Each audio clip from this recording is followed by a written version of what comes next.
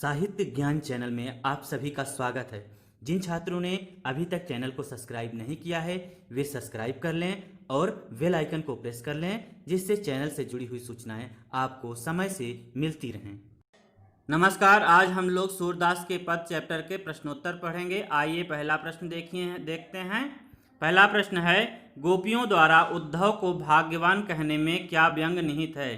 फिर से प्रश्न देखिए, गोपियों द्वारा उद्धव को भाग्यवान कहने में क्या व्यंग निहित है। उत्तर देखिए, गोपियां उद्धव को भाग्यवान कहते हुए व्यंग कसती हैं कि श्री कृष्ण के सानिध्य में रहते हुए भी वे श्री कृष्ण के प्रेम से सर्वथा मुक्त रहे। वे कैसे श्री कृष्ण के स्नेह व प्रेम के बंधन में अभी तक नहीं बंधे। श्री कृष्ण के प्रति उनके हृदय में अनुराग उत्पन्न नहीं हुआ, अर्थात श्री कृष्ण के साथ कोई व्यक्ति एक क्षण भी व्यतीत कर ले तो वह क्या होता है, कृष्णमय हो जाता है। परंतु ये उद्धव तो उनसे तनिक भी प्रभावित नहीं हैं। प्रेम में डूबना तो अलग बात है। आइए प्रश्न नंबर 2 देखते हैं। प्रश्न नंबर 2 देखिए, उद्धव के व्यवहार की तुलना किस किस से की गई है। किससे उद्धव के व्यवहार की तुलना की गई है। उत्तर देखिए, गोपियों ने उद्धव के व्यवहार की तुलना निम्नलिखित उदाहरणों से की है। वो उदाहरण देकर उनके व्यवहार की तुलना कर रही हैं। किससे कर रही हैं। पहला देखिए, गोपियों ने उद्धव के व्यवहार की तुलना कमल के पत्ते से की है, जो नदी के जल में रहते हुए भी जल की ऊपरी सतह पर ही रहता है, अर्थात जल का प्रभाव उस पर नहीं पड़ता। श्री कृष्ण का सानिध्य पाकर भी वह श्री कृष्ण के प्रभाव से मुक्त है। दूसरा उदाहरण क्या देती हैं, वे क्या कहती हैं कि वह जल के मध्य रखे तेल के गागर या मटके की भांति हैं। वो उद्धव को कह रहे हैं कि उद्धव उसी प्रकार से हैं जैसे तेल का मटका जल के मध्य में रखा हो, जिस पर जल की एक बूंद भी टिक नहीं पाती। उद्धव पर श्री कृष्ण का प्रेम अपना प्रभाव नहीं छोड़ पाया है, जो ज्ञानियों की तरह व्यवहार कर रहे हैं। इस प्रकार से वो उदाहरण देकर बताती हैं। अगला प्रश्न देखिए, प्रश्न नंबर 3, गोपियों ने किन किन उदाहरणों के माध्यम से उद्धव को उलाहने दिए हैं। तो किस किस प्रकार से वो उलाहने दे रहे हैं, कटाक्ष कर रहे हैं। आइए उत्तर देखते हैं। गोपियों ने निम्नलिखित उदाहरणों के माध्यम से उद्धव को उलाहने दिए हैं। पहला देखिए, पहला तो उन्होंने क्या कहा, कमल के पत्ते जो नदी के जल में रहते हुए भी जल के प्रभाव से मुक्त रहता है। दूसरा, जल के मध्य रखी तेल की मटकी जिस पर पानी की एक बूंद भी नहीं टिक पाती है। तीसरा, कड़वी ककड़ी जो खा ली जाए तो गले के नीचे नहीं उतरती। चौथा, प्रेम रूपी नदी में पांव डुबो कर भी उद्धव प्रभाव रहित हैं। इस प्रकार से वे उलाहने देती हैं। अगला प्रश्न देखिए, प्रश्न नंबर 4, उद्धव द्वारा दिए गए योग के संदेश ने गोपियों की विरह अग्नि में घी का काम कैसे किया। प्रश्न फिर से सुनिए, उद्धव द्वारा दिए गए योग के संदेश ने गोपियों की विरह अग्नि में घी का काम कैसे किया। उत्तर लिखिए, गोपियां इसी दिन के इंतजार में अपने जीवन की एक एक घड़ी को काट रही थीं कि श्री कृष्ण हमसे मिलने का वादा करके गए हैं। वे इसी इंतजार में बैठी हैं कि श्री कृष्ण उनके विरह को समझेंगे, उनके प्रेम को समझेंगे और उनके अतृप्त मन को अपने दर्शन से तृप्त करेंगे। परंतु यहाँ सब उल्टा होता है। श्री कृष्ण को द्वारका जाकर उन्हें भूल ही गए हैं। उन्हें ना तो उनकी पीड़ा का ज्ञान है और ना ही उनके विरह के दुख का, बल्कि उद्धव को उन्हें समझाने के लिए भेज दिया है, जो उन्हें श्री कृष्ण के प्रेम को छोड़कर योग साधना करने का भाषण दे रहे हैं या भाषण दे रहा है। यह उनके दुख को कम नहीं कर रहा है, अपितु उनके हृदय में जल रही विरहाग्नि में घी का काम कर उसे और प्रज्वलित कर रहा है। अर्थात एक तो कृष्ण क्या है, उन्हें छोड़ करके मथुरा चले गए हैं ब्रज से, और उन्होंने अपना दर्शन न दे करके उद्धव को भेज करके क्या किया, जब ज्ञान योग का संदेश देना शुरू किया, इससे उनकी विरह अग्नि और तेज हो गई है, अर्थात उनके बिछड़ने का जो दुख है और भी बढ़ गया है। अगला प्रश्न देखिए, प्रश्न नंबर 5, मर्यादा न लही के माध्यम से कौन सी मर्यादा न रहने की बात की जा रही है। फिर से प्रश्न देखिए, मर्यादा न लही के माध्यम से कौन सी मर्यादा न रहने की बात की जा रही है। उत्तर देखिए, गोपियों ने अपने प्रेम को कभी किसी के सम्मुख प्रकट नहीं किया था। वह शांत भाव से श्री कृष्ण के लौटने की प्रतीक्षा कर रही थीं। कोई भी उनके दुख को समझ नहीं पा रहा था। वह चुप्पी लगाए अपनी मर्यादाओं में लिपटी हुई इस वियोग को सहन कर रही थीं कि वे श्री कृष्ण से प्रेम करती हैं, परंतु इस उद्धव के योग संदेश ने उनको उनकी मर्यादा छोड़कर बोलने पर मजबूर कर दिया है। अर्थात जो बात सिर्फ वही जानती थी, आज सबको पता चल गई हैं। अगला प्रश्न देखिए, प्रश्न नंबर 6, कृष्ण के प्रति अपने अनन्य प्रेम को गोपियों ने किस प्रकार अभिव्यक्त किया है। फिर से प्रश्न देखिए, कृष्ण के प्रति अपने अनन्य प्रेम को गोपियों ने किस प्रकार अभिव्यक्त किया है। उत्तर देखिए, कृष्ण के प्रति अपने अनन्य प्रेम को गोपियों ने निम्नलिखित उदाहरणों द्वारा व्यक्त किया है। पहला है, उन्होंने स्वयं की तुलना चींटियों से और श्री कृष्ण की तुलना गुड़ से की है। जैसे चींटियां क्या होती हैं, गुड़ को पाकर लिपट जाती हैं, उसी प्रकार से वो भी गोपियां भी अपने आप को कहती हैं कि हम लोग भी जिस प्रकार से चींटी गुड़ से प्यार करती है, उसी प्रकार हम लोग श्री कृष्ण से प्यार करते हैं। उन्होंने स्वयं को हारिल पंछी व श्री कृष्ण को लकड़ी की भांति बताया है। वो एक उदाहरण और देती हैं, क्या कहती हैं कि जिस प्रकार से हारिल पक्षी क्या करता है, लकड़ी को अपना सहारा मानता है और आश्रय मानता है, इसलिए वो हमेशा पैर में लिए रहता है। ठीक उसी प्रकार हम लोग भी श्री कृष्ण को अपना आधार, अपना सहारा मानते हैं, इसीलिए हमने उन्हें अपने दिल में बसाया है, मन में बसा लिया है, अब हम उन्हें नहीं छोड़ सकते। वह श्री कृष्ण के प्रेम में रात दिन सोते जागते सिर्फ श्री कृष्ण का नाम ही रटती रहती हैं। जागत सोवत स्वप्न दिवस निशि कान्ह जकरी। ठीक, यहाँ पर एक उदाहरण भी दे दिया गया है। अगला प्रश्न देखिए, प्रश्न नंबर 7, गोपियों ने उद्धव से योग की शिक्षा कैसे लोगों को देने की बात कही है। प्रश्न फिर से सुनिए, गोपियों ने उद्धव से योग की शिक्षा कैसे लोगों को देने की बात कही है। गोपियों ने, उत्तर देखिए, गोपियों के अनुसार योग की शिक्षा उन्हीं लोगों को देनी चाहिए जिनकी इंद्रियां व मन उनके बस में नहीं होते। जिस तरह से चक्री घूमती रहती है, उसी तरह उनका मन एक स्थान पर न रहकर भटकता रहता है। परंतु गोपियों को योग की आवश्यकता है ही नहीं, क्योंकि वह अपने मन व इंद्रियों को श्री कृष्ण के प्रेम के रस में डुबो चुकी हैं। वे इन सब को श्री कृष्ण में एकाग्र कर चुकी हैं, इसलिए उनको इस योग की शिक्षा की आवश्यकता नहीं है। छात्रों, यहाँ पर गोपियाँ ये कहना चाहती हैं कि जिनका मन भटकता रहता है, जिनका मन स्थिर एक स्थान पर नहीं होता, उन लोगों को योग की शिक्षा की जरूरत होती है।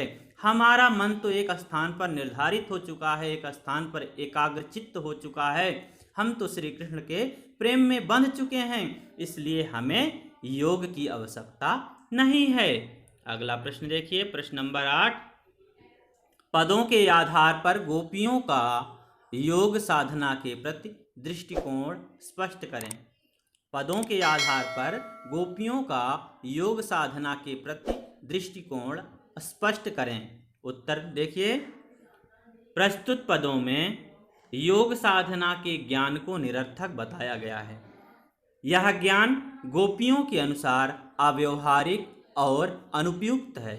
उनके अनुसार यह ज्ञान उनके लिए कड़वी ककड़ी के समान है, जिसे निगलना बड़ा ही मुश्किल है। सूरदास जी ने गोपियों के माध्यम से आगे कहते हैं कि ये बीमारी है,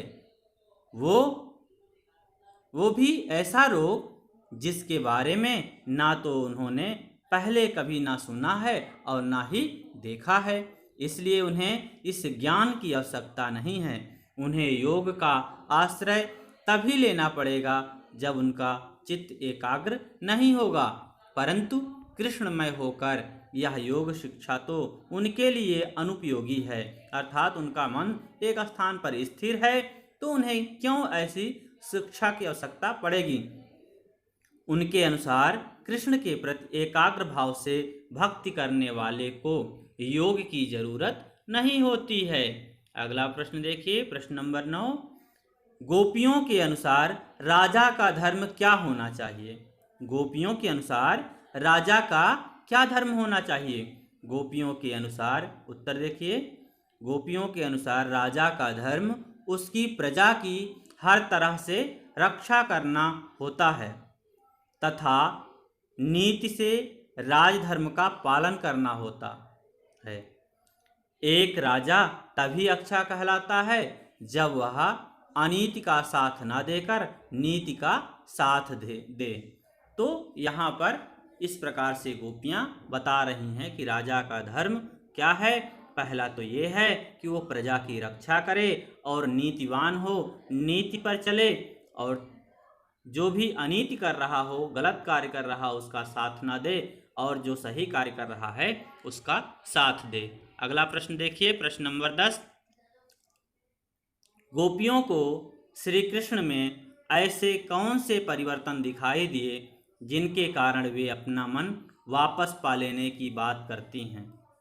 प्रश्न फिर से देखिए, गोपियों को श्री कृष्ण में ऐसे कौन से परिवर्तन दिखाई दिए जिनके कारण वे अपना मन वापस पा लेने की बात कहती हैं? उत्तर देखिए, उनके अनुसार श्री कृष्ण द्वारिका जाकर राजनीति के विद्वान हो गए हैं, जो उनके साथ राजनीति का खेल खेल रहे हैं। उनके अनुसार श्री कृष्ण पहले से ही चतुर थे, अब तो ग्रंथों को पढ़कर और भी चतुर हो गए हैं। द्वारका जाकर तो उनका मन बहुत बढ़ गया है, जिसके कारण उन्होंने गोपियों से मिलने के स्थान पर योग की शिक्षा देने के लिए उद्धव को भेज दिया है। श्री कृष्ण ने इस कदम से उनका हृदय बहुत आहत हुआ है। श्री कृष्ण के इस कदम से उनका हृदय बहुत आहत हुआ है। अब वह अपने को श्री कृष्ण के अनुराग से वापस लेना चाहती हैं। अगला प्रश्न देखिए, प्रश्न नंबर 11। गोपियों के वाक् चातुर्य के आधार पर ज्ञानी उद्धव को परास्त कर दिया। उनके वाक् चातुर्य की विशेषताएं लिखिए। गोपियों ने वाक् चातुर्य के आधार पर ज्ञानी उद्धव को परास्त कर दिया। उनके वाक् चातुर्य की विशेषताएं लिखिए। उत्तर देखिए, गोपियों के वाक् चातुर्य की विशेषताएं इस प्रकार हैं। पहला देखिए, तानों द्वारा, उपालंब द्वारा मतलब उलाहना देकर गोपियाँ क्या करती हैं? उद्धव को अपने तानों के द्वारा चुप करा देती हैं। उद्धव के पास उनका कोई जवाब नहीं होता। वे कृष्ण तक को उपालंब दे डालती हैं। उदाहरण के लिए, एक अति चतुर हुतय पहले ही अब गुरु ग्रंथ पढ़ाए, बढ़ी बुद्धि जानी जो उनकी जोग संदेश पठाए। दूसरा देखिए क्या तर्क देती हैं। तर्क क्षमता गोपियों ने अपनी बात तर्कपूर्ण ढंग से कहती हैं। वह स्थान स्थान पर तर्क देकर उद्धव को परास्त कर देती हैं। उदाहरण के लिए देखिए, सुनत जोग लागत है ऐसे ज्यों करुई ककड़ी। मत कह रहे हैं कि योग जो साधना का आप संदेश देने आए हैं वो क्या है, ऐसे लग रहा है जैसे कड़वी ककड़ी हो, अर्थात जिसमें कोई स्वाद ना हो। तो अब इसमें देखिए आगे क्या है, व्यंगात्मकता। ये हेडिंग है व्यंग्यात्मकता, तर्क क्षमता। तो व्यंग्यात्मकता में क्या है? गोपियों में व्यंग करने की अद्भुत क्षमता है। वह अपने व्यंग बाणों द्वारा उद्धव को घायल कर देती हैं। उनके द्वारा उद्धव को भाग्यवान बताना, उनका उपहास उड़ाना था। आगे देखिए, तीखे प्रहारों द्वारा। तीखे प्रहार कैसे करती हैं वो? तीखे प्रहारों द्वारा, गोपियों ने तीखे प्रहारों द्वारा उद्धव को प्रताड़ना दी है। ठीक, अगला प्रश्न देखिए, प्रश्न नंबर 12। संकलित पदों को ध्यान में रखते हुए सूर्य के भ्रमर गीत की मुख्य विशेषताएं बताइए। जो इसमें संकलित पद हैं उसके आधार पर सूर्य का जो भ्रमर गीत है उसकी विशेषताएं आपको बताना है। तो उत्तर देखिए, भ्रमर गीत की निम्नलिखित विशेषताएं इस प्रकार हैं। कौन कौन सी विशेषताएं हैं? पहला देखिए क्या है? सूरदास ने अपने भ्रमर गीत में निर्गुण ब्रह्म का खंडन किया है। पहली बात क्या है? उन्होंने निर्गुण ब्रह्म का खंडन किया। भ्रमर गीत में गोपियों के कृष्ण के प्रति अनन्य प्रेम को दर्शाया गया है। और एक बात और है कि गोपी और श्री कृष्ण के प्रेम को इसमें दर्शाया गया है। तीसरे में क्या कहा गया है? तीसरे में ये है कि भ्रमर गीत में उद्धव व गोपियों के माध्यम से ज्ञान को प्रेम के आगे नतमस्तक होते हुए बताया गया है। ज्ञान के स्थान पर प्रेम को सर्वोपरि कहा गया है। यहाँ पर क्या हुआ है? ज्ञान के स्थान पर प्रेम को महत्व दिया गया है। किसको दिया गया है? प्रेम को महत्व दिया गया है। अगला देखिए, चौथा इसी में देखिए, भ्रमर गीत में गोपियों द्वारा व्यंग्यात्मक भाषा का प्रयोग किया गया है। व्यंग्यात्मक भाषा का प्रयोग किया गया है। भ्रमर गीत में उपालंभ की प्रधानता है, अर्थात उलाहना देने की। उपालंभ। भ्रमर गीत में ब्रज भाषा की कोमल कांत पदावली का प्रयोग हुआ है। यह मधुर और सरस है। अगला देखिए, भ्रमर गीत प्रेम लक्षणा शक्ति को अपनाता है, इसलिए इसमें मर्यादा की अवहेलना की गई है। अगला देखिए, भ्रमर गीत में संगीतात्मकता का गुण विद्यमान है। इसमें संगीतात्मकता भी विद्यमान है। अब इसके बाद शुरू होता है आपका रचनात्मक प्रश्न, जिसमें आपको अपने से भी लिखना होता है। तो देखिए, रचनात्मक प्रश्न 13वां जो प्रश्न है ये क्या है? रचनात्मक प्रश्न है। इसमें क्या कह रहे हैं कि गोपियों ने उद्धव के सामने तरह तरह के तर्क दिए हैं। आप अपनी कल्पना से और तर्क दीजिए। अब आपको अपने सोच के आधार पर कुछ तर्क देने हैं। तो ये आपकी रचना शक्ति को देखना चाहता है, आपकी अभिव्यक्ति को देखना चाह रहे हैं। तो आप अपने आधार पर लिख सकते हैं। देखिए, कुछ उत्तर इसमें दिए गए हैं जिन्हें मैं आपको बता रहा हूँ। गोपियों ने उद्धव के सामने तरह तरह के तर्क दिए।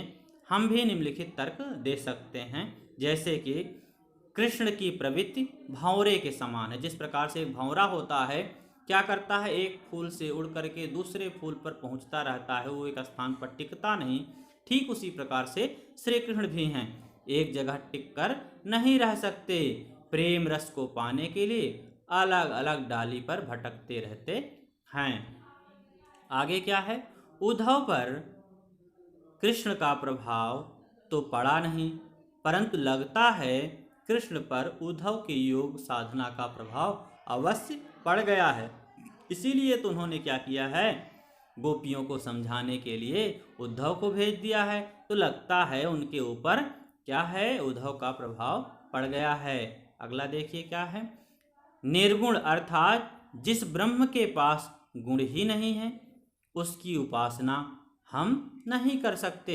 अर्थात निर्गुण, जो इसमें क्या है? साकार और निराकार की बात की गई है। अर्थात ऐसा ईश्वर जो दिखाई नहीं देता, तो उसकी हम उपासना कैसे कर सकते हैं? जिसकी वकालत कौन कर रहे हैं? उद्धव, जिसकी बड़ाई उद्धव करने आए थे योग संदेश की।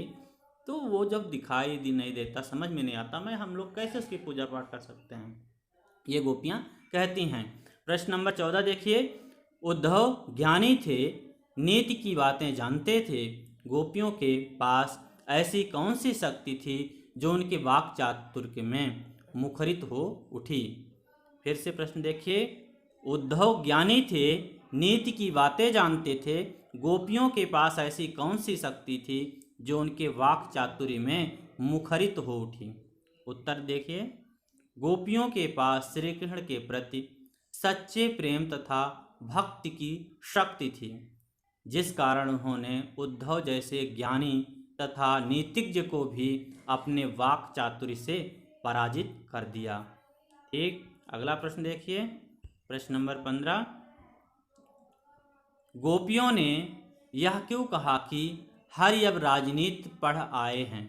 क्या आपको गोपियों के इस कथन पर का विस्तार समकालीन राजनीति में नजर आता है? स्पष्ट करिए। फिर से प्रश्न एक बार देखिए, गोपियों ने यह क्यों कहा है कि हरि अब राजनीति पढ़ आए हैं? क्या आपको गोपियों के इस कथन का विस्तार समकालीन राजनीति में नजर आता है? स्पष्ट कीजिए। आपको अपने से लिखना है, क्योंकि ये क्या है, ये रचनात्मक प्रश्न हैं। तो देखिए क्या कह रहे हैं, गोपियों ने ऐसा इसलिए कहा है क्योंकि श्री कृष्ण ने सीधी सरल बातें न करके रहस्यात्मक ढंग से उद्धव के माध्यम से अपनी बात गोपियों तक पहुंचाई है। गोपियों का यह कथन कि हरि अब राजनीति पढ़ आए हैं कहीं न कहीं आज की भ्रष्ट राजनीति को परिभाषित करता है या परिभाषित कर रहा है। इस कथन का विस्तार समकालीन राजनीति में नजर आ रहा है।